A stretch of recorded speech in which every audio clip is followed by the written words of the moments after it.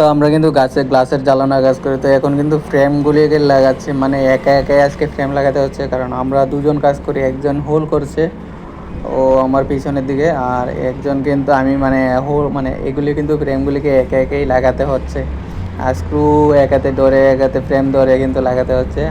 আর কি বলবো ভাই, মানে আজকে কিন্তু প্রায় নয়টা ফ্রেম রেডি করলাম, 9টা জ্বালানো রেডি করলাম, 2 পার্টের 8টা, একটা 3 পার্টের, এগুলি হলো সবগুলি 2 পার্ট।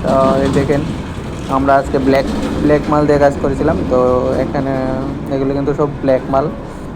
তো আমরা ন্যাচারাল কালার কাজ করি, ন্যাচারাল কালার কিন্তু দেখেন, ন্যাচারাল কালার কিন্তু এর আগে ফ্রেম লাগিয়ে ফেলেছিলাম, তো এখন কিন্তু ব্ল্যাক কালারগুলি লাগাচ্ছি। এখানে 3 পার্ট 2 পার্ট, তো দেখেন কত সুন্দর করে কিন্তু একা একাই কিন্তু ফ্রেম লাগাতে হচ্ছে, কারণ একা না লাগালে কী হবে, দুজন কাভার দিতে পারবো না কাজের, তো তার জন্য কিন্তু একা একাই ফ্রেম লাগাতে হচ্ছে। এইগুলো কিন্তু স্ক্রুগুলিকে একটার মধ্যে ফ্রেমটার মধ্যে ঢুকিয়ে কিন্তু তারপর কিন্তু আমরা টাইটার দিয়ে কাজ করি, এভাবে কিন্তু টাইটার দিয়ে কাজ করতে হয়। একটা কথা ঠিক যে ভাই, একলা একলা কিন্তু ফ্রেম লাগাতে কিন্তু এত সহজ না ভাই, অনেক কিন্তু পরিশ্রম করতে হয়।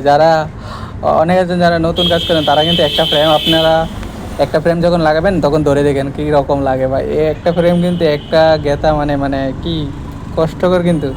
মানে আমরা যেহেতু অনেক দিন ধরে কাজ করি, তো একটা ফ্রেম গেঁথতে অনেক সময় লাগে না, বেশি লাগে না সময়, তো যে কোনো জায়গাতে ঠিকা বেঁকা দিয়ে মানে তুই কিন্তু মানে সেই ফ্রেমটাকে কিন্তু বানিয়ে নিই। তো এমনিতে ভাই ফ্রেম গেতে ইজি, মানে যেহেতু আমরা টাইটার আছে, যদি স্ক্রুড্রাইভার দিয়ে কাজ করতাম তাহলে কিন্তু অনেক সময় লাগতো, আর স্ক্রুড্রাইভার দিয়ে আমরা এখন কাজ করি না, আগে করতাম। হাতের মধ্যে মানে ঠসা ফুটে যেত ভাই স্ক্রুড্রাইভার দিয়ে কাজ করতে গেতে।